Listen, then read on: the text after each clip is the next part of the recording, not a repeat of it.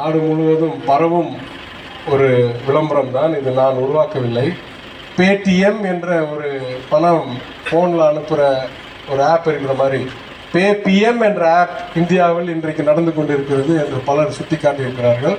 எப்போல்லாம் அவங்களுக்கு பிரச்சனை வருதோ, இபி இல்லை வருமான வரி இல்லை சிபிஐயில் இருந்து தப்பிக்க 56 கோடி கட்டணும், தேசிய நெடுஞ்சாலை ஒப்பந்தம் வாங்கணும் என்றால் 176 கோடி கட்டணும். இதெல்லாம் உண்மை உதாரணம். தேர்தல் பத்திரத்திலிருந்து உதாரணத்தை எடுத்து காட்டியிருக்கிறார்கள். செயற்கைக்கோள் ஸ்பெக்ட்ரம் ஒப்பந்தம் வாங்கணும் என்றால் 140 கோடி கட்டணும். தனியார் நிலக்கரி சுரங்கம் உரிமை வாங்கணும் என்றால் 135 கோடி கட்டணும். அதாவது பேபிஎம். இதுதான் அரசு நடக்குது.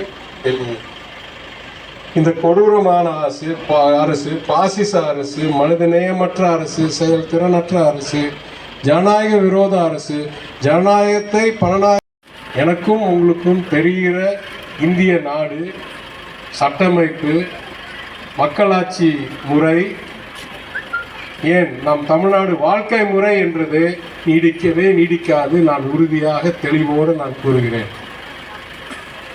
நான் படித்தவன், நான் பல இடங்களில் பணியை செய்தவன், நான் அனாவசியமாக குற்றச்சாட்டு வைக்கிறவன் கிடையாது. அந்த மாதிரி குற்றச்சாட்டை நான் அதிமுகவின் மேல் என்றைக்குமே வைக்க மாட்டேன். எங்களோட அவங்க செயல்திறனில் குறைவானவர்கள், மனித நேயத்தில் குறைவானவர்கள் தான் சொல்வேனே தவிர அவர் பாசிசர்கள் அப்படின்னு நான் சொல்ல மாட்டேன். என்ன பிரச்சனை?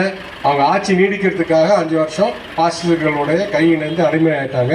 இப்போ பிரிஞ்சு வந்தேன்னு சொல்கிறாங்களே தவிர ஒரு அளவுக்கு மேலே அவங்க அட்டாக் செய்ய முடியல. ஏன்னா கூட இருந்தவர்கள் இந்த தவறுலாம் நடக்க முடியுது. வேற எந்த இதுவும் நீங்கள் நினைக்க வேணாம். ஒரே ஒரு கருத்து சொல்கிறேன்.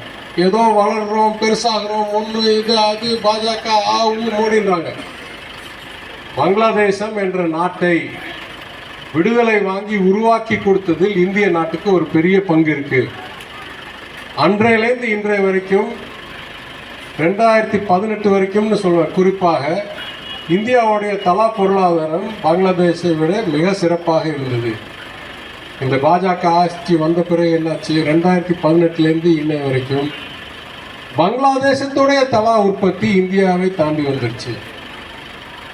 அது மட்டும் இல்லை, யூபியில் டபுள் என்ஜின் சர்க்கார், அதனால் பெரிய சிறப்பான விளைவு வருது என்றார்கள். அதாவது இந்த வரவு செலவு திட்டம் 24-25 வரவு செலவு திட்டத்தில் உத்தரப்பிரதேசுக்கு 2,30,000 கோடி ஒதுக்கின ஒன்றிய அரசாங்கம், பாஜக அரசாங்கம். தமிழ்நாடு, கேரளா, ஆந்திரா, கர்நாடகா, தெலங்கானா 5ம் சேர்ந்து 1,92,000 கோடி தான், 92,000 கோடி தான். அப்போ அவ்வளோ நிதி ஒதுக்கி உத்தரப்பிரதேசம் எங்கே கொண்டு போய் சேர்த்தாங்க? உத்தரப்பிரதேசோடைய தலா பொருளாதாரம் பாகிஸ்தானை விட பாதி மடங்கில் இருக்கிறது. இதுதான் அவங்களுடைய செயல்திறன், இதுதான் அவங்களுடைய திட்டம் வகுக்கும் தன்மை. எனவே வேறு எந்த தேர்தலை விட இந்த தேர்தல் நான் உங்களுக்கு தனி கோரிக்கை வைக்க போகிறேன். வேறு எந்த தேர்தல் இருந்தாலும் நான் சொல்வேன், எங்களுக்காக வாக்களியுங்கள், நாங்கள் உங்களுக்கு சிறப்பாக பணி செய்கிறோம், இதுவரைக்கும் செய்து காட்டியிருக்கிறோம், அந்த நம்பிக்கையில் இன்னொரு முறை செய்யுங்கள் என்று கூறுவேன். ஆனால் இந்த முறை நான் சொல்கிறேன், உங்களுக்காக வாக்களியுங்கள், உங்கள் குழந்தைக்காக வாக்களியுங்கள், உங்கள் எதிர்காலத்துக்காக வாக்களியுங்கள், தமிழ்நாட்டுக்காக வாக்களியுங்கள், தமிழர்களுக்காக வாக்களியுங்கள், இந்த பாசிச ஆட்சியை அகற்றுவதற்காக வாக்களியுங்கள்.